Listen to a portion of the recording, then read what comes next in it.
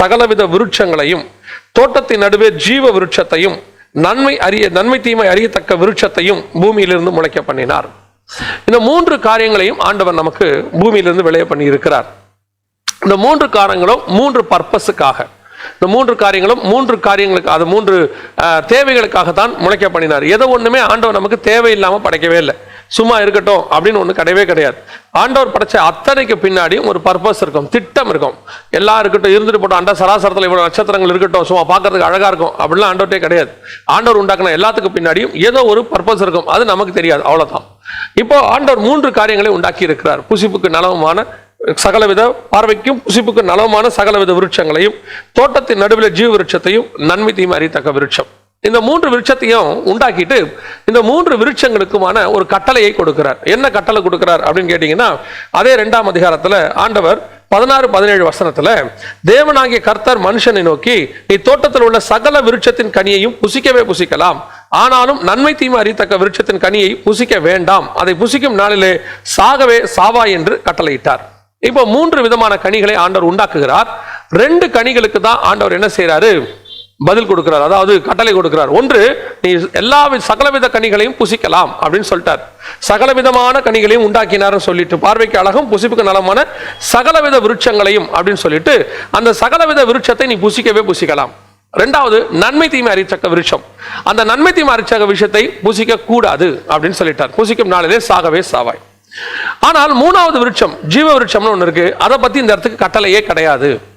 ஏன் அது கட்டளை கிடையாது அப்படின்னு கேட்டீங்கன்னு சொன்னா, இந்த 2 காரியங்களை நீ கரெக்டா ஃபாலோ பண்ணினா 3வது விருட்சத்துக்கு வேலையே கிடையாது, ஜீவ விருட்சத்துக்கு வேலையே கிடையாது. அது இருக்குது, ஆனா அந்த 3வது விருட்சம் எதற்காக? ஒருவேளை நான் கொடுத்த இந்த 2 கட்டளை, ஒன்று புசிக்கலாம், ஒன்று புசிக்க கூடாது. புசிக்கலாம் என்று சொல்லுகிறதை புசித்து, புசிக்க கூடாது என்று சொல்லுகிறவை நீ புசிப்பாயானால் உனக்கு ஜீவ விருட்சம் என்று ஒன்று தேவைப்படும்.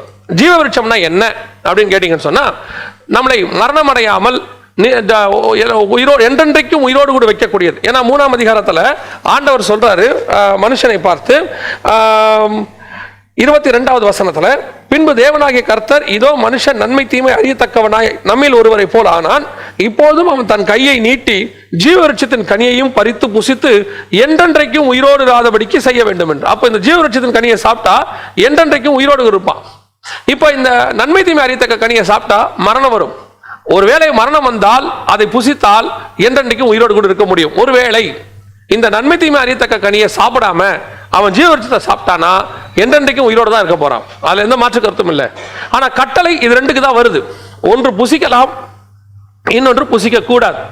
இந்த 2 கட்டளை தான் கர்த்தர் நமக்கு தந்திருக்கிறார். இன்னைக்கு இருக்குது ஒரு பக்கம் நன்மை, ஒரு பக்கம் தீமை. இந்த 2ஐயும் கர்த்தர் நமக்கு வச்சிருக்கிறார். நீ கீழ்ப்படிதல், கீழ்ப்படியாமை, இது 2 தான் இருக்கு. இது 2த்துக்கு நடுவில் ஒண்ணுமே கிடையாது. ஆண்டவர் சொல்றாரு ஓசியா புஸ்தகத்துல, ஆதாம் என் உடன்படிக்கையை மீறி அப்படிங்கிறார். ஆதாம் உடன்படிக்கையை மீறினா என்ன உடன்படிக்கையை மீறினா? அன்னைக்கு இருந்தது ஒரே உடன்படிக்கை தான். என்ன உடன்படிக்கை? நான் சொல்றேன் இந்த பழத்தை நீ சாப்பிடணும், நான் சொல்றேன் இந்த பழத்தை நீ சாப்பிடக்கூடாது, இவ்வளவுதான் உடன்படிக்கை. அதுக்கப்புறம் வந்து நியாயப்பிரமாணம். அது என்ன உடன்படிக்கை? கொலை செய்யாது இருப்பாயாக, அது உடன்படிக்கை. அப்ப அந்த உடன்படிக்கை பிரமாணங்கள் என்பது ஆதாமை பொறுத்த வரைக்கும் எது அப்படின்னா, இதுதான் கீழ்ப்படிதல். நான் சொல்றபடி நீ செய்யணும், மற்றதை செய்யக்கூடாது. இப்போ நம்மளுக்கும் இதே தான் ஆண்டவர் வச்சிருக்கிறார். இன்னைக்கு நமக்கு முன்பாக ஆண்டவர் சகலவித ஆசீர்வாதங்களை ஆண்டவர் வச்சிருக்கிறார். எல்லா ஆசீர்வாதங்களையும் புசிக்கும்படி கர்த்தர் நமக்கு தந்திருக்கிறார். அதான் நாங்கள் சொல்லுவோம், ஆண்டவர் நமக்கு வச்ச எல்லாமே நமக்கு தான். நிறைய பேர் என்ன சொல்றாங்கன்னா, ஜெகன் ஆசீர்வாதம் இல்லைங்கிறாரு. ஆசீர்வாதம் இல்லைன்னு பிரசங்கமே பண்ணது இல்லைங்க. ஆசீர்வாதம் என்பது என்ன, அப்படிதான் நாங்கள் பிரசங்கம் பண்றோம். உண்மையான ஆசீர்வாதம் எது, அதுதான் பிரசங்கம். எல்லாரும் தேடுற அதே ஆசீர்வாதத்தை நம்மளும் தேடுறோமா, இல்ல கர்த்தர் நமக்கு நியமிச்சு வச்சிருக்கிற ஆசீர்வாதத்தை தேடுறோமாங்கிறதான் கான்செப்ட். இப்ப நிறைய பேர் என்ன ஆசீர்வாதத்துக்கு எதிரி மாதிரி பேசுறாங்க. ஆசீர்வாதத்துக்கு எதிரி இல்லை. எனக்கு ஏன் யாராவது ஆசீர்வாதம் ஆண்டவரே கொடுத்தா வேணும்னு சொல்லுவாங்களா? ஆண்டவரே கொடுத்தானா நான் வேணான்னு என்னைக்குமே சொல்றேன். எத்தனை தடவை சொல்லியிருக்கேன், ஆண்டவர் கொடுத்தா வாங்கிக்கிங்க, வேணான்னு சொல்லிடாதீங்க. சோ ஆசீர்வாதம் என்பது என்ன? ஆண்டவர் நமக்கு எல்லாத்தையும் வச்சிருக்கிறார். சகலவித கனிகளையும் புசிக்கலாம்.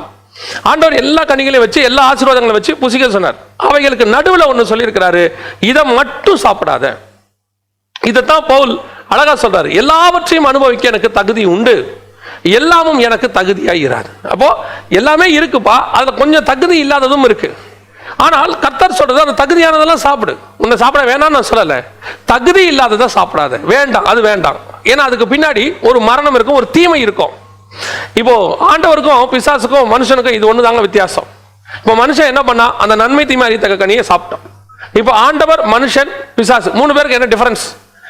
தீமையே இல்லாமல் வெறும் நன்மை மட்டுமே உடையவர் யாருன்னா தேவன். நன்மையே இல்லாமல் வெறும் தீமை மட்டும் உடையது யாருன்னா பிசாசு.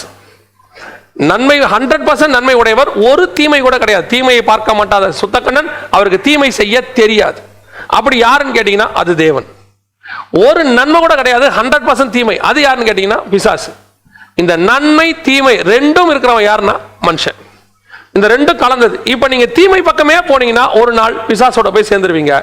நன்மை பக்கமே போனீங்கன்னா ஒரு நாள் தேவனோட கூட போய் சேர்ந்துருவீங்க. உங்களுக்குள்ள நன்மை தீமை, நமக்குள்ள ரெண்டும் நன்மை தீமை ரெண்டும் தான் இருக்கு. நம்ம பிறக்கும் போதே அப்படிதான் பிறந்தோம். ஏன்னா ஆதாம் அந்த கட்டளைக்கு கீழ்ப்படியாமல் அவர் சாப்பிட்டார் அந்த பழத்தை, நன்மை தீமை அறியத்தக்க பழத்தை அவர் சாப்பிட்டுட்டார். இப்ப ஆண்டவர் சொல்றாரு, நன்மை தீமை அறியத்தக்கவனா நான் அப்படின்னு சொல்றாரு.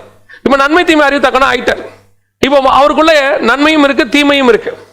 அதனாலதான் எப்பவும் ஆண்டவர் எனக்கு சொல்லி கொடுத்தது, இந்த உலகத்துல மனுஷன் கண்டுபிடிச்ச அத்தனையும் நன்மை தீமை உள்ளது. மனுஷன் உண்டாக்குற 100% எல்லாமே நன்மை தீமை உள்ளது.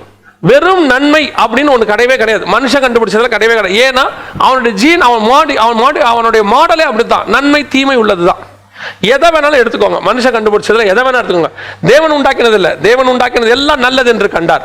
அந்த நல்லது என்று கண்டார்ல இவன் எதையாவது மிக்ஸ் பண்ணி இருந்தா மனுஷனா தான் தீமையா இருக்கும்.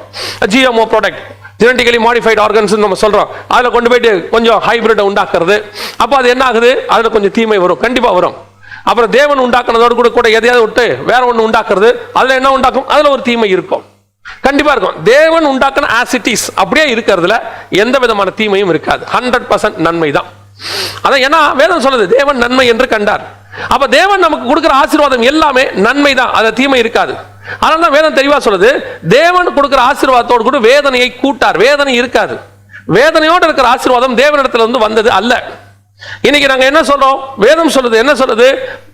அவர் உங்களுக்கு என்ன சொல்லுகிறாரோ அதன்படி செய்யுங்கள். அப்படி செய்யுங்க, அது தீமையே இருக்காது. நாம என்ன செய்யறோம்?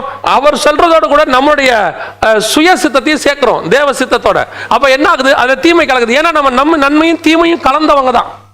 இப்ப நிறைய பேர் சொல்றாங்க, நம்ம பாவின்னு சொல்லக்கூடாது. நம்ம ஏன் பாவின்னு சொல்றோம்? நம்ம பாவி கிடையாது, இயேசு பாவத்தை மன்னிச்சிட்டார். ஆனால் இன்னும் தீமை இருக்கிறதே. சொல்லுவீங்களா? என்னில் பாவம் இல்லைன்னு உங்களால சொல்லிட முடியுமா? என்ன பாவின்னு சொல்லாதீங்க, என்னில் பாவம் இல்லைன்னு சொல்ல முடியுமா? நம்மில் பாவம் இல்லை என்று சொல்வோமானால் எதுக்கு சொல்றோம்? இந்த மாம்சத்தை விட்டு மறுரூபம் ஆகிற வரைக்கும், இந்த மாம்சம்னு ஒண்ணு இருக்கிற வரைக்கும் இதில் தீமைன்னு ஒண்ணு இருக்கதான் செய்யும். ஏன்னா இது பலகீனம். இது பிராக்டிக்கலா நான் சொல்றேன், உள்ளதை சொல்றேன். இந்த மாம்சம்னு ஒண்ணு இருக்கிற வரைக்கும் அந்த தீமைன்னு ஒண்ணு இருக்கதாங்க செய்யும். கண்கள் நிச்சை, ஜீவனத்தின் பெருமை. இங்க யாராவது சொல்ல முடியுமா நான் இயேசு மாதிரி பர்ஃபெக்ட்டுங்க? பவுலே என்ன சொல்றாரு? கொஞ்சம் குறைய கிறிஸ்துவின் பாடுகளில் ஏறக்குறைய. நான் அவர் எல்லாத்தையும் சிலுவையில் அறைய விரும்புறாரு, அரைஞ்ச பிறகும் சொல்றாரு கொஞ்சம் குறைய. எதுக்காக? நல்லா கவனிச்சுக்கொள்ளுங்க. நம்ம பாவி இல்லை, ஆண்டவர் கலந்து நீதிமான் ஆக்கிட்டார். ஆனால் நம்ம இன்னும் பாவம் இருக்கிறது நமக்கு தெரியணும். பாவமே கிடையாது, 100% பரிசுத்தவான் ஒருத்தர் கூட சொல்ல முடியாது. இந்த பூமியில ஒருத்தர் கூட சொல்ல முடியாது. அப்படி சொன்னார் அவர்கள் பொய்யர். அவங்க இன்னைக்கு அதுதானே உபதேசம். கடைசி காலத்துல என்ன உபதேசம்? நம்ம பாவியே கிடையாது, நம்மள பாவம் இருக்குன்னு சொல்லவே சொல்லாதீங்க. நம்ம பாவியா? இயேசு ரத்தத்தால் கழுவப்பட்டோங்க, நம்ம நீதிமான் தான், அதுல எந்த மாற்று கருத்தும் இல்லை. ஆனால் இன்னும் பூரண நீதிமானாகவில்லை, இன்னும் பூர்ண ரட்சிப்பை அடையவில்லை. we are on the way. அந்த வழியில போயிட்டு இருக்கிறோம், பிரயாசப்படுறோம். கிறிஸ்துவின் சாயலுக்கு ஒப்பாய் மாறணும்னு பிரயாசப்படுறோம். ஆனால் என் கண்கள் இன்னும் கிறிஸ்துவின் கண்களுக்கு ஒப்பாக மாறவில்லை. இன்னும் என் சிந்தனை கிறிஸ்துவின் சிந்தனைகளுக்கு ஒப்பாக மாறவில்லை. நான் இன்னும் எப்படி இருக்கிறேன்? நன்மை தீமை அறியத்தக்கனாய் இருந்து இப்பொழுது தீமை குறைந்து நன்மை அதிகமாய் இருக்கிற ஒரு மனுஷனாய் போய் கொண்டிருக்கிறேன். ஒரு நாள் வரும், வெறும் நன்மை உள்ள மனுஷனாய் தேவ சாயலாய் மாறுவேன். அதுல ஒண்ணு, நான் கொஞ்சம் கொஞ்சமாக தீமை அதிகமாகிட்டே போகும்போது ஒரு நாள் தீமை நிறைந்து பிசாசை போல மாறப்போகிறேன். அந்த நன்மை தீமை ரெண்டு எனக்குள்ள இருக்கு. எது எனக்குள்ள இருந்து குறையுது, எது அதிகமாகுதுங்கிறது அப்ப பிரச்சனை. இன்னைக்கு நன்மை தீமை அறியத்தக்க கனி இருக்கு, எல்லாமே இருக்கு. நம்ம எதை தெரிஞ்சுக்கொள்றோம்? நன்மை தீமை அறியத்தக்கதா அல்லது சகலவித விருட்சங்களை பூசிக்கிறோமா? சகலவித விருட்சங்களை பூசிக்கிட்டே கொஞ்சம் நன்மை தீமையும் பூசிக்கிறோம் நம்ம. அதான் நம்மளுடைய பிரச்சனை. இப்போ ஆதாம் சகலவத்தையும் பூசிச்சாரு, ஏன்னா பேர் வச்சிருக்காரு பாருங்களேன். எல்லாத்தையும் சாப்பிட்டா அதுக்கு பேர் வைக்க முடியும். எல்லாத்தையும் சாப்பிட்டு அதனுடைய தன்மைக்கு தக்கதாக பேரை வச்சுட்டாரு. ஆனா அடுத்து வருது நன்மை தீமை அறியத்தக்க கனி. இதுக்கு மட்டும் அவர் இன்னும் பேரை வைக்கல. ரெண்டாவது, இந்த கனியை சாப்பிட்டா புசிக்கும் நாளிலே சாகவே சாவாய் ஆதாமுக்கு சொல்லப்படுது. ஆதாமுக்கு மரணம்னா என்னன்னு தெரியாது. ஏன்னா அதுக்கு முன்னாடி மரணத்தை பார்க்கல. மரணத்தினுடைய டிசைன் ஆதாமுக்கு தெரியாது பாருங்க. அது என்ன டிசைன் தெரியும், எப்படி இருக்கும், மரணம் எப்படி இருக்கும் தெரியாது. சோ இன்னும் அவர் அதை மட்டும் சாப்பிடாம இருக்கிறார். அதனால தான் அதுக்கு பேரு நன்மை தீமை அறியத்தக்க கனி. அதுக்கு ஒரு பேரே இல்லை, அதோட தன்மை மட்டும் இருக்கு இல்லைங்களா? அப்ப அந்த நன்மை தீமை அறியத்தக்க கனிக்கு என்ன பேர் அவர் வைக்கல. ஏன் வைக்கல அப்படின்னா, அது வரைக்கும் அவர் அதை புசிக்கவே இல்லை, அதை பார்த்துக்கிட்டே இருக்கிறாரு. இப்போ ஆண்டவர் அதே தான் நமக்கு வச்சிருக்கிறாரு. ரட்சிக்கப்பட்டோம், ஆண்டவர் ஏற்றுக்கொண்டோம், தோட்டத்துக்குள்ள கொண்டாந்தாரு, சபைகளுக்குள்ள கொண்டாந்து இருக்கிறாரு. சபைக்குள்ள இருக்கிற நமக்கு இந்த உலகத்தில் ரெண்டும் இருக்கிறது. நம்ம பார்க்கும்போது ரெண்டு இருக்குது, பலவித கனிகளும் இருக்கு, ஆசீர்வாதங்களும் இருக்கு, நன்மை தீமை அறியத்தக்க ஆசீர்வாதம் இருக்கு. ஆண்டவர் சொல்றாரு, இதெல்லாம் உனக்கு உண்டுப்பா, நீ அனுபவிச்சுக்கொள்ளு, உன்னை அனுபவிக்க வேணாம்னு சொல்லல. ஆனா அந்த நன்மை தீமை அறியத்தக்கதுல கேர்ஃபுல்லா இரு. சில காரியங்கள்ல உன்னை நன்மை தீமை அறியத்தக்க கனி இருக்கும், அது பிசாசுக்கு உரிய கனி, அது உன்னை மோசம் போக்குற கனி. அந்த கனி எப்படி எங்க கண்டுபிடிக்கிறது? இப்ப அடுத்த கொஸ்டின் அதானே, இந்த கனியை நாங்க எப்படி கண்டுபிடிக்கிறது? அதோட தன்மையை வச்சு தான் கண்டுபிடிக்கணும். அந்த மரத்தை கனிகளை வைத்து அறியலாம். கனியை எது வச்சு அறியலாம்? சுவையை வச்சு அறியணும். அதோட டேஸ்ட்டை வச்சு தான் அந்த கனியை நம்ம அறியணும். அந்த மரத்தை கனியை வச்சு அறியணும். கனியை எப்படி அறியணும்? அதோட டேஸ்ட்டை வச்சு அறியணும். இந்த இடத்துல வசனம் சொல்லுது பாருங்க, ஆதியாகமத்தின் புஸ்தகம் 3ஆம் அதிகாரம், அந்த கனியோடைய தன்மை அங்க சொல்லப்பட்டிருக்குது. 3ஆம் அதிகாரத்துல வசனம் சொல்லுது, 6வது வசனம் 3:6, அப்பொழுது ஸ்திரீயானவள் அந்த விருட்சம் புசிப்புக்கு நல்லதும் பார்வைக்கு இன்பமும் புத்தியை தெளிவிக்கிறதுக்கு இச்சிக்கப்பட விருட்சமாய் இருக்கிறது என்று கண்டு. ஃபர்ஸ்ட் அந்த விருட்சம் புசிப்புக்கு நல்லதும் பார்வைக்கு இன்பமும். இந்த நன்மை தீமை அறியத்தக்க கனியில நன்மை இருக்காதான்னு கேட்டீங்கன்னா கண்டிப்பாக நன்மை இருக்கும். நன்மை தீமை ரெண்டுமே இருக்கும். இப்ப நம்ம எப்பவுமே என்ன செய்வோம்னா, அதுல இருக்கிற நன்மையை மட்டும்தான் பார்ப்போம், தீமையை பார்க்க மாட்டோம். நம்முடைய சுபாவம் அது. தேவன் அதுல இருக்கிற தீமையை பார்ப்பாரு. இப்ப அந்த பழத்தை பத்தி சொல்லும் போது ஆண்டவர் என்ன சொன்னாரு? சாப்பிடாத, புசிக்கும் நாளிலே சாகவே சாவாய் அப்படின்னு சொன்னார். அப்ப சாகவே சாவாய்னா அதுல உள்ள தீமையை சொல்றாரு. அப்ப அதுல ஒரு தீமை இருக்கு, you must be very caution, அதுல சாப்பிட்டீங்கன்னா சேர்த்து போயிருவேன். இப்போ ஸ்திரீயானவள் எதை பார்த்தாங்க? அதுல இருக்கிற சாகவே சாவாய்ங்கிறது அவங்களுக்கு தெரியும். ஆனா அவங்க எதை பார்க்கறாங்க? புசிப்புக்கு நல்லது, அதுல உள்ள நல்லது அவங்க பார்க்கறாங்க. ரெண்டாவது, பார்வைக்கு இன்பம். ஃபர்ஸ்ட் புசிப்புக்கு நல்லது, நன்மையை பார்க்கறாங்க. ரெண்டு கலந்ததுல நன்மையை நாம பார்ப்போம், தீமையை ஆண்டவர் பார்ப்பாரு. அந்த தீமைக்கான காஷனை ஆண்டவர் கொடுப்பாரு, நன்மைக்கான காரியத்தை மட்டும் தான் பிசாசு சொல்லுவான். பிசாசு சொல்லும் போது எப்பவுமே உங்களுக்கான ஃபேவரான விஷயங்களை மட்டும் தான் சொல்லுவாங்க, அதுல இருக்கக்கூடியதான டேஞ்சரஸான விஷயங்களை சொல்ல மாட்டாங்க. இப்ப என்ன ஆகுது? இப்போ ஒரு செல்போன் நீங்க பாக்குறீங்க, வாங்கலாம்னு சொல்லி நீங்க என்ன சொல்வீங்க? தி பெஸ்ட்ங்க, பயங்கரமான மெமரி, அதுல கேமரா அந்த பிக்சல் இந்த பிக்சல் அப்படி இருக்குது, அது ஸ்டோரேஜ் அப்படி இருக்குது, எல்லாம் செஞ்சு இதை வாங்கி ஆகணும். ஏன் இன்னைக்கு இருக்கிறதுல தி பெஸ்ட் அதான். அதே கேமரா ஒரு நாள் உங்களுக்கு பிடிக்காமல் போகிறது. காரணம், அந்த பிடிக்காமல் போகும்போது பாருங்க அதுல உள்ள தீமை உங்களுக்கு தெரியும். பயங்கரமா சூடாகுதுங்க, இதை வாங்கினா பார்த்தேன் பேட்டரி சார்ஜே நிக்க மாட்டேங்குது, இதுல இந்த கேமரா பார்த்தா பிக்சல் அடி வாங்குது, இப்படி அதுல உள்ள தீமைகள் தெரிய ஆரம்பிக்கும். எப்ப தீமைகள் தெரியுது? நமக்கு அது பிடிக்காது வேணான்னு சொல்லும் போது தீமைகள் தெரியுது. ஏன்னா அதுல தீமை இருக்கு. ஆனா வாங்கும் போது நம்ம எப்படி வாங்குறோம்? அதுல உள்ள நன்மையை பார்த்தா வாங்குறோம். Not only camera, not only cellphone, நான் வெறும் செல்போனை மட்டும் சொல்லலைங்க. நம்ம வாழ்க்கையில செலக்ட் பண்ணக்கூடிய எல்லாத்தையும், நாம் விரும்பக்கூடிய எல்லாவற்றிலும் அதுல இருக்கக்கூடிய நன்மையை மட்டும் பார்க்கிறோம். அப்ப அதுல இருக்கிற தீமை நமக்கு தெரிய மாட்டேங்குது. தேவன் என்ன செய்யறாரு? அதுல உள்ள தீமையை நமக்கு தெரியப்படுத்துகிறார். ஏப்பா அதுல ஒரு மரணம் இருக்குப்பா, அது பார்க்கறதுக்கு தான்ப்பா நல்லா இருக்கு, ஆனா அதுல ஒரு மரணம் இருக்கு, வெரி கேர்ஃபுல். ரெண்டாவது, அந்த படம் எப்படி இருக்குதா? பார்வைக்கு இன்பம். எப்பவுமே இதுல ஒரு பெரிய டிராபேக் இருக்குங்க, பார்வைக்கு இன்பம். பைபிள் ஃபுல்லா பாருங்க, இந்த பார்வைக்கு இன்பத்துல விழுந்தவங்க நிறைய பேர் இருக்கிறாங்க. பார்வைக்கு இன்பத்துல விழுந்தவங்க. இந்த பார்வைக்கு இன்பமா இருக்குது இந்த விருட்சம், அந்த சகலவித விருட்சத்தையும் பாருங்க, அதுவும் பார்வைக்கு இன்பம் தான். அந்த வசனத்தை சொல்லும் போது 9ஆம் வசனத்துல, பார்வைக்கு அழகும் புசிப்புக்கு நலமுமான சகலவித விருட்சம். அழகு, பார்க்கறதுக்கு அழகா இருக்குது, இன்னொன்னு பார்க்கறதுக்கு இன்பமா இருக்கு. அப்படி பார்க்கும்போது ஆஹா, இந்த பார்வையில விழுந்ததுதான் ரொம்ப அதிகமான பேர். இன்னைக்கு நிறைய பேர் என்ன சொல்றாங்கன்னா, கண்கள் எதுக்கு ஆண்டவர் கொடுத்திருக்காரு? ரசிக்க தானே கொடுத்திருக்காரு. எந்த மாற்று கருத்தும் இல்லை, எல்லாத்தையும் உண்டாக்கிட்டு ரசிக்க தான் ஆண்டவர் கொடுத்தாரு. அழகு வேறு, இன்பம் வேறு. நம்ம எப்படி ரசிக்கிறோங்கிறது தான் முக்கியமா இருக்கு. ஆண்டவர் சொல்றாரு, ஒரு ஸ்திரீயை இச்சையோடு நோக்கினால் விபச்சாரம் செய்யதாயிற்று, அதே ஸ்திரீயை நீ நன்மையோடு நோக்கினால் அவள் ரட்சிக்கப்படுவாள். இப்ப சமாரிய ஸ்திரீ இருக்கிறாங்க. இயேசு பார்த்த பார்வை எப்படி? அற்புதமான பார்வை. அவர் பார்த்த பார்வையை 4ஆம் அதிகாரம் யோவான்ல போய் வாசிச்சு பாருங்க. அவ்வளவு அழகா அத யோவான் எழுதின சுவிசேஷம் 4ஆம் அதிகாரத்துல இயேசு சமாரிய ஸ்திரியை பார்த்த விதத்தை அந்த இடத்துல சொல்லப்பட்டிருக்கு. எவ்வளவு அற்புதமான அவருடைய பரிசுத்தத்தினுடைய வெளிப்பாடை பாருங்க. யோவான் எழுதின சுவிசேஷம் 4ஆம் அதிகாரம், இங்க பாருங்க 27வது வசனம். இயேசு அதற்கு இயேசு உன்னுடனே பேசுகிறவர் நானே அவர் என்றார். 26 27ல அத்தருணத்தில் அவருடைய சீஷர்கள் வந்து அவர் ஸ்திரீயுடனே பேசுகிறதை பற்றி ஆச்சரியப்பட்டார்கள். ஏன் ஆச்சரியப்பட்டான்? அவர் ஸ்திரீயோடு பேசுறதை பார்த்து ஏங்க ஆச்சரியப்பட்டான்? இயேசு கிறிஸ்து லேடிஸோட பேசுறதே இல்லையா? 8ஆம் அதிகாரம் 2ஆம் வசனம் லூக்கா எழுதின சுவிசேஷம் சொல்லுது, கலிலேயாவிலிருந்து அவரோடு கூட ஊழியம் பண்ணி கொண்டு வந்ததான மகதலேனா மரியாளும் ஏரோதின் காரியதரிசியான யோவன்னாலும் சூசன்னாலும் அவரோடு கூட இருந்தார்கள். அநேகர் அவருக்கு ஆஸ்திகளால் ஊழியம் பண்ணினார்கள் இருக்கு. அப்ப என்ன அர்த்தம்? இயேசு கூட ஊழியத்துல நிறைய ஸ்திரீகள் இருந்திருக்கிறாங்க. அவரோடு கூட மகதலேனா மரியாள் கலிலேயாவில் இருந்து வந்திருக்கிறாங்க. அப்ப இயேசு இந்த ஸ்திரீயோட பேசுறத பார்த்து ஏன் ஆச்சரியப்பட்டாங்க? இவ்வளோ நாள் நம்ம கூட இருக்கிறாரு, இவ்வளோ ஸ்திரீகள் இருந்தாங்க, ஒருத்தர் கூட போய் அவர் நின்று அப்படி பேசுறதே இல்லையே தனியா.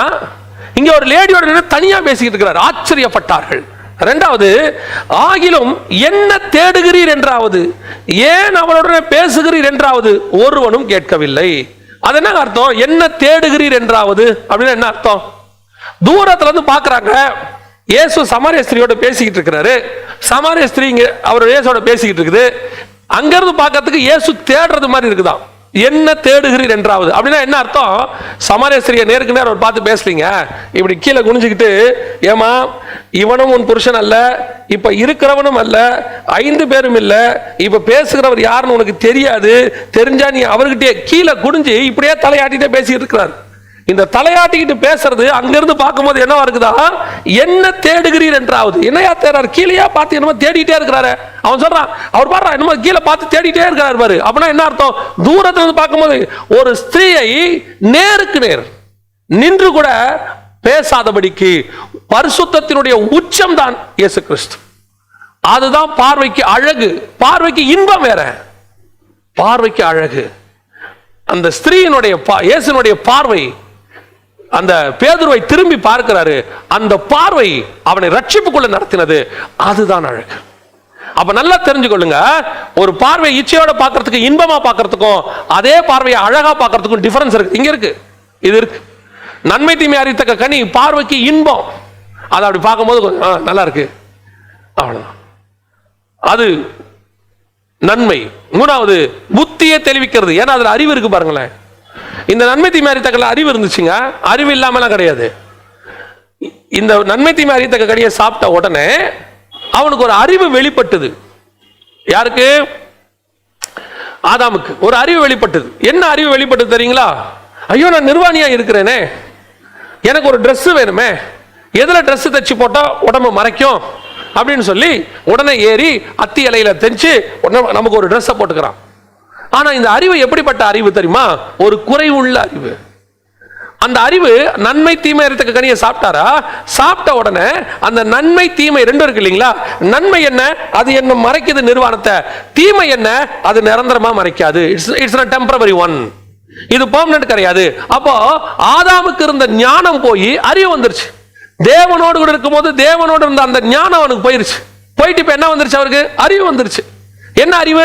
Dress போட்டு மறைக்கணும்பா, ஆனா நிரந்தரமா மறைக்க முடியாது. ஏன்? அந்த அறிவு போயிருச்சு. இதுல இருக்கிற தீமையை பார்க்க அவருக்கு முடியல. இன்னைக்கு அதான் நிலைமை. இன்னைக்கு நம்ம வைக்கிற உலகத்தில் இருக்கிற எல்லா ஆசீர்வாதங்களும் நன்மை தீமை உள்ளது. ஏன்? நன்மை தீமை அறியத்தக்க பிறகு கனியை சாப்பிட்ட பிறகுதான் மனுஷன் ஃபுல்லா பூமியில பலுகி பெருகுனா. அந்த ஜீன் தான் இருக்கு. அப்போ இந்த பூமியில இருக்கிற அத்தனையும் நாம பார்க்கிறது நன்மை தீமை. சொல்லுவாங்க அது மாதிரி நன்மை கிடையாது, இந்த கார் தான் பெஸ்ட், ஆனா அதை வாங்கின பிறகு தெரியும் அதுல இருக்கிற ஒரு தீமை. ஏன்? இது நன்மை தீமை அறியத்தக்க அறிவுல உண்டாக்கப்பட்டது. இன்னைய வரைக்கும் அதுதாங்க, இன்னைய வரைக்கும் அதுதான். அப்ப நாம எதை புசிக்கணும்? ஆண்டவர் எல்லாத்தையும் வச்சிருக்கிறாரு. இங்க ஒண்ணு இருக்கு, ஏங்க எனக்கு இந்த ரெண்டுத்துக்கும் டிஃபரன்ஸ் தெரியலையே, நான் இப்ப என்ன செய்யணும்? அதை தெரிய வைக்கிறதுக்கு தாங்க, புத்தியை தெளிய வைக்கிறதுக்கு தான், உங்களுக்கு வந்து சகல அறிவுக்குள்ள நடத்துறதுக்கு தான் பரிசுத்த ஆவியானவரை தேவன் நமக்கு தந்திருக்கிறார். பரிசுத்த ஆவியானவர் வந்து நம்மளை சகல சத்தியத்துக்குள்ளும் நடத்துகிறார். வரும் காரியங்களை குறித்து போதிக்கிறார். பாவத்தை குறித்தும் நீதியை குறித்தும் நியாய தீர்ப்பு குறித்தும் இந்த பரிசுத்த ஆவியானவர் என்ன பண்றாரு? இதுல எது நன்மை எது நன்மை தீமை அறியத்தக்கது ரெண்டுத்தையும் உங்களுக்கு உணர்த்துவார். இந்த பரிசுத்த ஆவியானவர் வந்த பிறகு நன்மை எது தீமை எது ரெண்டும் நீங்க தெரிஞ்சு கொள்வீங்க. அவருடைய அந்த நிறைவுக்குள்ள இருக்கும்போது தேவ சித்தம் நம்ம அதைத்தான் சொல்றோம். இதை செய்யலாம், இதை செய்ய வேணாம், இதை பண்ணலாம், இதை பண்ண வேணாம், ரெண்டத்தையும் அவர் தெரிவிப்பார். அந்த பரிசுத்த ஆவியானவர் வரும்போது நடக்கிற சுபாவம் அதுதான். இப்போ ரெண்டும் வச்சுட்டாரு. தேவன் சொன்னாரு இதை செய்யாத இதை செய்யுன்னு. அன்னைக்கு செய்யாதான்னு சொன்னதை அவன் செஞ்சான். இன்னைக்கும் ஆவியானவர் நமக்கு உணர்த்திக்கிட்டே இருக்கிறார். ஒவ்வொரு காரியத்திலையும் உணர்த்துவார். இதை செய்யாத இதை செய். ஒரு காரியத்தை செய்யறதுக்கு முன்னாடி அதான் நம்ம சொல்றோம் ஜெபம் பண்ணீங்களா. இந்த ஜெபங்கிறது எப்படி ஆயிடுச்சுன்னா ட்ரெடிஷன் ஆயிடுச்சு. இந்த ஒரு காரியத்தை செய்யறதுக்கு முன்னாடி பிரேயர் பண்ணீங்களா அப்படின்னு கேட்கிறோம். எதுக்கு இந்த பிரேயர் பண்ணீங்களான்னு கேட்கிறோம்? இந்த பிரேயர் பண்ணும்போது அதை செய்யலாமா வேணாமா நமக்கு அவர் சொல்லுவாரு. அதை பண்ணலாமா வேணாமா நமக்கு அதை சொல்லுவாரு.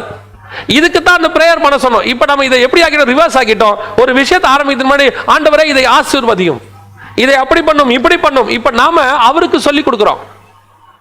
இதை சொல்லி கொடுத்துட்டு நாம என்ன சொல்றோம்? ஆமென் அப்படியே செஞ்சிருங்கன்றோம். இப்ப தேவன் நம்மளை என்ன நினைப்பார் யோசிச்சு பாருங்க. இந்த விஷயத்தை செய்யலாமா வேணாமா நீ என்ன கேட்டியா? இதுக்கு முன்னாடி உட்காந்து எத்தனை பரிசுத்தவான்கள் ஒரு காரியத்தை செய்யறதுக்கு முன்னாடி தேவ சமூகத்தில் காத்திருப்பாங்க. அந்த காலத்துல எல்லாம் 21 நாள் ஃபாஸ்டிங், 40 நாள் ஃபாஸ்டிங் அப்படியே போட்டு உட்காந்து ஒவ்வொரு விஷயத்துக்கும் ஒரு சின்ன சின்ன விஷயத்துக்கும் ஆண்டவர்கிட்ட உட்கார்ந்து இருப்பாங்க. யோசிச்சு பாருங்க. மோசே மலைக்கு மேல போய் 40 நாள் வெயிட் பண்றாரு. இயேசு கிறிஸ்து 40 நாள் வனாந்தரத்தில் வெயிட் பண்றாரு. தானியேல் 21 நாள் வெயிட் பண்றாரு. தேவ ஜனங்க காத்திருக்கிறாங்க, காத்திருந்து பெற்றுக் கொள்ளுகிறாங்க. அதனாலதான் சபையை பார்த்து கர்த்தர் சொல்றாரு, நீ கேட்டு பெற்றுக்கொண்டதை குறித்து ஜாக்கிரதையாயிரு. அப்படி காத்திருந்து வாங்கி ஆண்டவர் சமூகத்தில் காத்திருந்து ஆண்டவரே இதை செய்யணுமா வேணாமா ஒவ்வொரு விஷயத்தையும் நான் உங்களுக்கு வேதத்திலிருந்து சொல்றேன், அனுபவத்திலிருந்து சொல்றேன். எனக்கு தெரிஞ்ச அனுபவம், அதை நீங்க அப்ளை பண்ணலாம் பண்ண வேணாம், அது உங்க இஷ்டம்.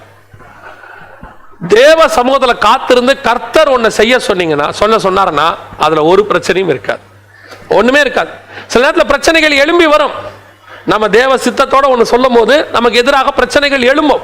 தேவ சித்தத்தோட நீங்க ஒரு சபை கட்டும் போது அதுக்கு எதிராக கொஞ்சம் பேர் எழும்புவாங்க. உங்களுக்கு தோணும், ஆண்டவரே நீர் சொல்லிதானப்பா இந்த சர்ச்சை நாங்கள் கட்டணும், எதுக்கு இப்படி எதிர்ப்பு எழும்புது? அது வரும். சன்பல்லாத்துகள் தொப்பியாக்கள் எழும்புவாங்க. நெகேமியா அலங்கத்தை கட்ட சொன்னார். ஆண்டவர் தேவ சித்தத்தோட தான் வந்தாரு. கட்டுறதுக்கு காசெல்லாம் கொடுத்து அனுப்புனாங்க. எல்லாம் நல்லபடியா வந்துச்சு. சில சன்பல்லாத்துகள் தொப்பியாக்கள் எழும்புதான் செய்வாங்க, எழும்பி நிற்பாங்க. ஆனால் ஒன்று, அவர்கள் எழும்பும் போது நீ தேவ சித்தத்தோடு அதை செய்திருப்பாயானால் தேவன் உன் பட்சத்திலிருந்து உங்களை அதிலிருந்து விடுதலையாக்கி அவர்கள் கண்களுக்கு முன்பாக உயர்த்தப்படுவீர்கள். அந்த காரியத்தை கர்த்தர் செஞ்சு முடிப்பார். அது தேவ சித்தத்தோட இருந்தா. தேவ சித்தம் இல்லைன்னா அது அப்படியே ஒரு நாள் போயிடும். அதுக்குதான் சொல்றேன், ஒவ்வொரு விஷயத்தையும் செய்யும் போது ஆண்டவர்கிட்ட கேட்டு சொல்லுங்க, ஆண்டவரே இது நன்மை தீமை அறியத்தக்கதா, இதை நான் செய்யலாமா வேணாமா. சில நேரத்தில் ஒரு வெளிநாட்டுக்கு வேலைக்கு போகலான்னு சொல்லும் போது உடனடியாக நம்ம அந்த ஏஜென்ட் சொல்றதை கேட்கும்போது நமக்கு எல்லாமே நன்மையா தான் இருக்கும், அத்தனையும் நன்மையா தான் இருக்கும். ஏஜென்ட் என்ன சொல்வாரு? வெளிநாட்டுக்கு போகலான்னு சொல்லும் போது அங்க போங்க, மாசம் உங்களுக்கு 50,000 60,000 1 லட்சம் சம்பளம், ஓட்டி ஓவர் டைம் கிடைக்கும், மேல சம்பாதிக்கலாம், 3 மாசத்துல கடன் அடைச்சிடலாம், 1 வருஷத்துல வீடு கட்டிடலாம், 2வது வருஷம் கல்யாணம் பண்ணி செட்டில் ஆயிருவீங்க எல்லாம் சொல்வாரு. ஏன்னா அந்த வேலையில் உள்ள நன்மை அது. ஆனால் அங்க போயிருக்கிறவரை கேளுங்க, இதுக்கு முன்னாடியே ஒருத்தர் வேலைக்கு போயிருப்பாரு, அவருக்கு ஃபோன் பண்ணி நீங்க கேளுங்க, இப்ப அந்த மாதிரி வேலையை பத்தி சொல்றாங்களே நான் வரட்டுமா? அவரு அதுல உள்ள தீமையை சொல்லுவாரு. அவர் என்ன சொல்வாரு? வாப்பா ஒன்றும் பிரச்சனை இல்லை, ஆனா ரொம்ப கஷ்டம், இங்க பயங்கரமான வெயில், உயிர் போய் உயிர் வரும், ஓவர் டைம் சொல்லுவாங்க, ஆனால் வாரத்தில் 1 நாள் 2 நாள் கூட கிடைச்சா பெரிய விஷயம் தான், சம்பளம் கூட 2 மாதத்துக்கு ஒரு தடவை தான் கொடுப்பாங்க, வரதுதான் வா, ஆனால் இதான் சிச்சுவேஷன். அவர் அதில் உள்ள தீமையை சொல்வார். அப்போ என்ன அர்த்தம்? நன்மை தீமை ரெண்டுத்துல தேவ சித்தத்தோடு நீங்கள் போகும்போது அவர் அந்த தீமையை நமக்கு தெரியப்படுத்துவார், அதை நமக்கு சொல்லுவார், இதை செய்ய வேணாம். இப்போ நம்ம என்ன செய்யறோம்? அந்த நன்மையை மட்டும் பார்த்துட்டு ஏஜென்ட்டை மட்டும் கேட்டு போனோம்னா அங்கே ஒரு தீமை வரும். அப்போ அந்த தீமையை பார்க்கும்போது இதெல்லாம் இவன் சொல்லாம விட்டானே. இப்ப யோசிச்சு பாருங்க, அவர் சொல்லாத நன்மை ஒண்ணு நடக்குதுன்னு வச்சுக்கோங்க, அந்த ஏஜென்ட் உங்களுக்கு சொல்லல ஒரு நன்மை என்ன, உங்களுக்கு 1 லட்ச ரூபாய் சம்பளம் சொன்னாரு, அங்க போனா 1.5 லட்சம் கிடைக்குது. நீங்க என்ன சொல்லுவீங்க? அவர் 1 லட்சம் தாங்க சொன்னாரு, ஆனா 1.5 லட்சம் கிடைக்குது, அவர் என்ன ஏமாத்திட்டாருன்னு சொல்லுவீங்க? நல்ல மனுஷங்க 1 லட்சம் சொன்னாரு, ஆனா நல்ல வேலை போல 1 லட்சமா கொடுக்குறாங்க, கடவுள் அவரை நல்லா வைக்கணும், அப்படிதானே சொல்ல போறோம். இப்போ நன்மை தீமையில தேவன் எதை சொல்வாரு? வசனம் தெளிவா சொல்லுது, இருக்கிற தீமையை உங்களுக்கு சொல்லி எச்சரிப்பு கொடுப்பார். அப்ப எச்சரிப்பு கொடுக்கிறது தேவனுடைய வேலை. எச்சரிப்பு கொடுக்கிறது பரிசுத்த ஆவியானவருடைய வேலை. கண்டித்து உணர்த்துவார். இன்னைக்கு வெறும் நன்மை மட்டும் சொல்றது யாருடைய வேலை? பிசாசின் வேலை. அது என்ன சொல்லுது? நீ புசிக்கும் நாள்ல அதெல்லாம் இல்ல, கண்ணு திறக்கும், அப்படி இருப்ப இப்படி இருப்ப. நான் சொல்றேன், இந்த நன்மையை சொல்ல வேண்டிய அவசியமே இல்லைங்கிறேன். நான் ஏன் நன்மை சொல்ல வேண்டிய அவசியம் இல்லை? நீ அதுல உள்ள ப்ராப்ளத்தை மட்டும் சொல்லிடுங்களேன், அவன் அதை செய்யட்டும். அதுல நன்மை வந்தால் அனுபவிக்க போறான், இன்னும் உங்களை ஆசீர்வதிப்பான். சொல்லாத ஆசீர்வாதங்கள் அதுல இருக்குங்க. நல்ல வேளை அந்த பழத்தை சாப்பிட்டேன், கர்த்தர் உங்களை ஆசீர்வதிப்பார்னு சொல்லுவாங்க. இன்னைக்கு உலகம் நமக்கு என்ன சொல்லி கொடுக்குது? எதுக்கு தீமை சொல்றீங்க? எதுக்கு பாவின்னு சொல்றீங்க? எதுக்கு அதில் உள்ள குறைகளை சொல்றீங்க? விசுவாசியே கஷ்டப்பட்டு சர்ச்சுக்கு வரான், அவனை போய் அப்படி சொல்றீங்களே, அதுக்கு பதிலாக பேசாம அதில் உள்ள ஆசீர்வாதத்தை சொல்லுங்க. ஆசீர்வாதத்தை யார் வேணாலும் சொல்லுவாங்க, பரிசுத்த ஆவியானவர் கண்டித்து தான் உணர்த்துவார். அதில் உள்ள தீமையை சொல்லிடுவார். ஏன்? நாளைக்கு அப்படி ஒரு தீமை வரும்போது அதை எதிர்கொள்வதற்கு அவன் மனப்பக்குவம் இருக்கணும்னு ஆவியானவர் ஆயத்தப்படுத்துவார். இன்னைக்கு அதான் நடக்குது. இப்ப நீங்க ஹைவேஸ்ல போறீங்க, ஹைவேஸ்ல போகும்போது பார்த்திருக்கீங்களா? இங்கிருந்து 50 கிலோமீட்டருக்கு எந்த ஸ்பீட் பிரேக்கரும் கிடையாது. நீங்கள் என்ன வேகத்தில் போகலாம், பயங்கரமான சேஃப்டி, காட் பிளஸ் யூ அப்படின்னு இருக்கா? எங்கேயாவது ஒரு இடத்துல அப்படி ஒரு போர்டு இருக்கா? ஹைவேஸ்ல அப்படி இருக்குதா? நீங்க இந்த ஹைவேஸ் மலமளவென்று அற்புதமாய் போடப்பட்டிருக்கிறது, அடுத்து 120 130க்கு நவுத்தி கொண்டு போங்கள், ஒன்றும் ஆகாது, அப்படி இருக்கா போர்டு? ஆனா இருக்கும். என்ன இருக்கும்? 110க்கு மேல போகாதீங்க, இங்க ஒரு ஸ்பீட் பிரேக்கர் இருக்கு, கேர்ஃபுல்லா போங்க, இங்க ஒரு கர்வ் இருக்கு, கேர்ஃபுல்லா போங்க. ஏன் அந்த காஷன் கொடுக்கறாங்க? அந்த ரோட்ல நன்மை இருக்குல்ல, மலமலன் இருக்குல்ல, 3 லேன் இருக்குல்ல, நல்லா 110 120ல போலாம்ல. ஏன் அதை அவங்க சொல்லல? அதுல ஒரு ப்ராப்ளம் இல்லைங்க, அது நன்மையை சொல்ல வேண்டிய அவசியமே இல்ல. அதுல போகும்போது அவங்களே உணர்வாங்க நன்மையை. ஓ, இதுல இவ்வளவு நன்மை இருக்குதா? இயேசு கிறிஸ்து கிட்ட வந்து அவனே நன்மையை உணர்வான். அதுல ஒரு பிரச்சனையும் இல்லை அவங்களுக்கு. எதை சொல்லணும்? இந்த தீமையை சொல்லணும். எப்பா இங்க போகாத, காஷன் கொடுக்கணும். என்கரேஜிங் மெசேஜ் வேற, மோட்டிவேஷன் மெசேஜ் வேற. மோட்டிவேஷன் வேற. நீ இயேசு ஆண்டவராக இயேசு கிறிஸ்துவை ஏற்றுக்கொண்டால் நீ அப்படி இருப்ப இப்படி இருப்ப, அது வேற. அதே நேரத்தில் விழுந்து போனவனுக்கு ஒன்று கொடுக்குறோம் பாருங்க, அதுதான் மோட்டிவேஷன். ஒரு விழுந்து போன விபச்சார ஸ்திரியை பத்தி சொல்றாரு பாருங்க, இனி பாவம் செய்யாத, நீ நானும் உன்னை நியாயம் தீர்க்கதில்ல, போ தைரியமா போ. ஒருத்தன் எல்லாரையும் பார்த்து அவன் குள்ள சகையுன்னு சொல்லும் போது இன்று இந்த வீட்டுக்கு ரட்சிப்பு வந்தது நீ அப்படின்னு சொல்றா பாருங்க, அதான் மோட்டிவேஷன். விழுந்து போன தூக்குறதாங்க மோட்டிவேஷன். சும்மா இருக்கிறவனை பூஸ்ட் பண்ணி விடுறதா மோட்டிவேஷன்? அது மோட்டிவேஷன் இல்ல. விழுந்து போன கிறிஸ்தவமே விழுந்து போன தூக்கறதாங்க. கடைசி காலத்து கிறிஸ்தவத்தோட வேலை என்னன்னா, விழுந்து போன தூக்கத்துக்கு தான் கத்தர் வச்சிருக்காரு. எங்கே பாவம் பெருகிறதோ அங்க கிருபை பெருகும். எவ்வளவு பேர் விழுந்து போறாங்களோ அவ்வளவு பேர் தூக்கத்துக்கு தான் கிறிஸ்தவம். அதுக்கு தான் ஆண்டவர் நம்மள வச்சிருக்காரு. ஆனா கொஞ்சம் பேர் இன்னைக்கு செஞ்சுட்டு இருக்காங்கன்னா, நிக்கிறவனை தள்ளுறது தான் அவங்க வேலை. அப்படி ஒரு குரூப் இருக்குது, நிக்கிறவங்களை தள்ளுறது. நான் சொல்றேன், அதை பத்திலாம் கவலைப்படாதீங்க. விழுந்து போனவனை தூக்கத்துக்கு தான் கத்தர் நம்மள வச்சிருக்கிறார். எல்லா பாவங்களையும் அவர் மன்னிக்கிறார். அதுக்காக பாவம் செய்ய அர்த்தம் இல்ல. நீ வா, கர்த்தர் உன்னோடு கூட இருப்பார், இனி பாவம் செய்யாதபடிக்கு கர்த்தர் உன்னை பாதுகாப்பார். அதை காஷன் கொடுக்க வேண்டியதுதான் நம்முடைய வேலை. ஒவ்வொரு நாளும் ஆண்டவர் இதை நமக்கு சொல்லிக் கொடுத்து கொண்டே இருக்கிறார். நம்மை ஆண்டவர் எச்சரித்துக் கொண்டே இருக்கிறார். நம்முடைய வாழ்க்கையில் இருக்கிற தீமைகளை ரிமூவ் பண்ணி ஏன் அந்த தீமையை பத்தியே பேசுற? தீமை ரிமூவ் பண்ணி எடுத்துட்டினா வெறும் நன்மையா இருக்கும் போது அதுதான் தேவனுடைய சாயல்.